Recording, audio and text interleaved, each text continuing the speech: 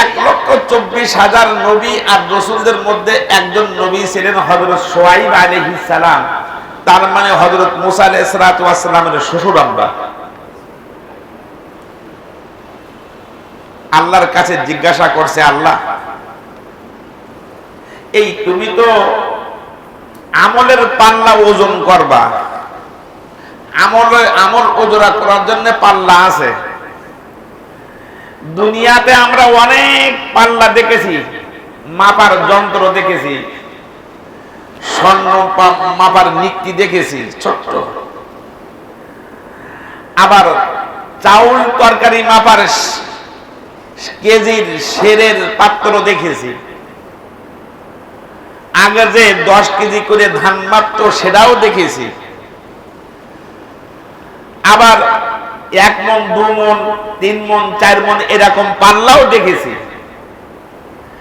আবার 1 ton 2 ton 5 ton 10 ton 30 ton ওজন করার এটাও যন্ত্র আমরা দেখেছি, তাই না? আমরা দেখেছি না?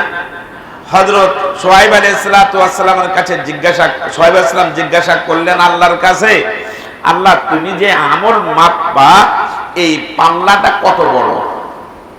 পাল্লাটা কথা বুঝাইতে পারলাম? এই পাল্লাটা কত বড় পাল্লা? আল্লাহ তুমি কি আমাকে একটু দেখাবা না? মুসা আলাইহিস সালাতু ওয়াস সালাম বায়না ধরছিলেন, আল্লাহ আমি তোমাকে দেখবো, তুমি আমাকে দেখা দিবে না? হযরত ইব্রাহিম আলাইহিস সালাতু ওয়াস সালাম আল্লাহর কাছে দেখতে চাইছেন, আল্লাহ তুমি পুনরুত্থান করবা কিভাবে? তুমি মানুষকে মৃত্যু দিয়ে আবার কিয়ামতের মাঠে কিভাবে তুমি পুনরুজ্জীবিত করবা, এটাকে তুমি আমারে দেখাবে না? প্রত্যেক নবী হযরত ইদ্রিস আলাইহিস সালাতু ওয়াস সালাম আল্লাহর কাছে দাবি করেছে, আল্লাহ তুমি মরার আগে কি আমাকে জান্নাত দেখাবে না? প্রত্যেক নবী কি করেছে?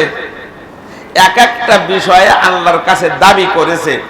হযরত শুআইব আলাইহিস সালাতু ওয়াস সালাম আল্লাহর কাছে দাবি করেছেন, আল্লাহ তুমি যে আমল মাপবা, বদ আমল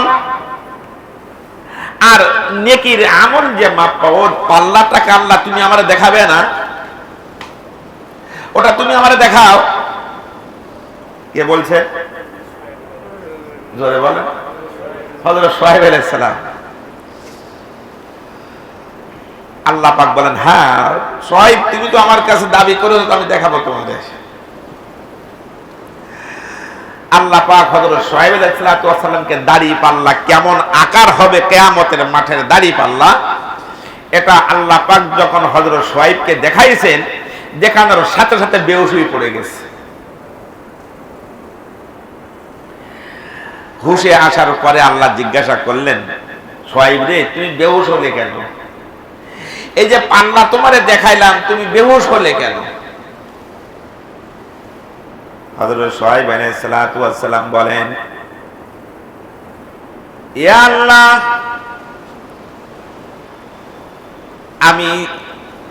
আমাকে তুমি তোমার মিজানের পাল্লা দেখিয়েছো, আমি পাল্লা দেখলাম, মনে করেছিলাম ছোট্ট একটা পাল্লা হবে, তবে ওই পাল্লার ধরন দেখে, ওই পাল্লা দেখে আমি এই জন্য বেহুশ হয়ে গেছি। এই পাল্লা ভর্তি হতে গেলে তো কম আমল দরকার না, অনেক আমল দরকার। পাল্লা যতবার বড় আমল তো লাগবে অত বেশি, কথা ঠিক না? আল্লাহ অত বড় আমল তো আমাদের নাই, তাহলে আল্লাহ জাহান্নাম ছাড়া তো কোনো উপায় নাই। কারণ তোমার বান্দাদের এমন শক্তি নাই যে এত এত আমল করে পাল্লার ওই এটা পূরণ করবে, কোনো বান্দার শক্তি নাই। এই দেখে তো আমার বুঝে আসলো না, বিধায় আমি বেহুশ হয়ে গেছি।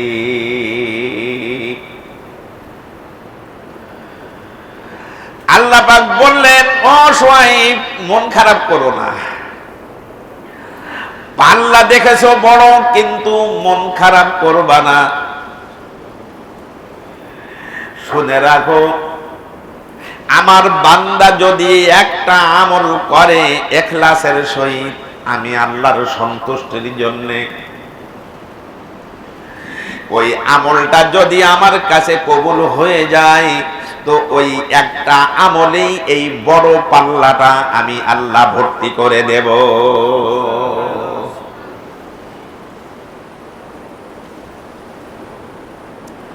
মুখলিসিনা লাহুদ্দিন,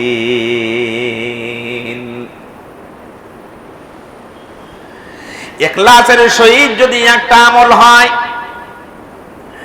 আর ওই আমলটা যদি আমার কাছে কবুল হয়ে যায়, ওই একটা আমল দ্বারা বড় পাত্র, আমি বড় দাড়ি পাল্লার পাত্রটা আমি আল্লাহ ভর্তি করে দেব, চিন্তা করার দরকার নাই।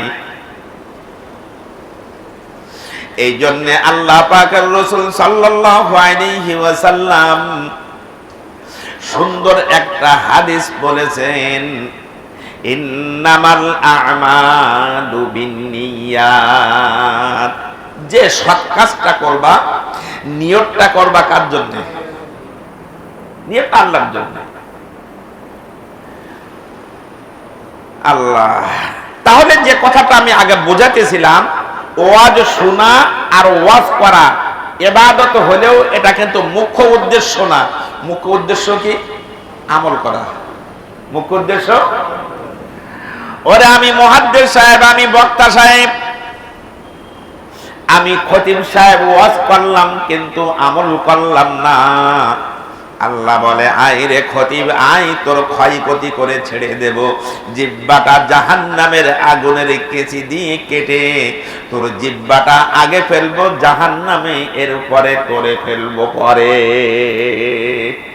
আর তোর যত শ্রোতারা ছিল, মুক্তাদি ছিল, তোর পিছনে যারা নামাজ পড়তো, ওয়াজ শুনতো, ভালো লাগতো, হুজুর ভালো ভালো কথা বলতো, ভালো লাগতো, কিন্তু আমল করিস নাই রে উম্মত বান্দা।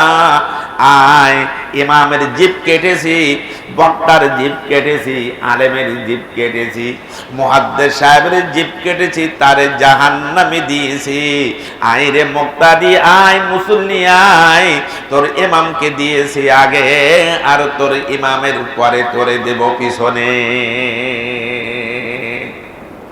কঠিন অবস্থা, খুব কঠিন অবস্থা। ওয়াজ শোনা আর ওয়াজ করা এটা কিন্তু মুখ্য উদ্দেশ্য না।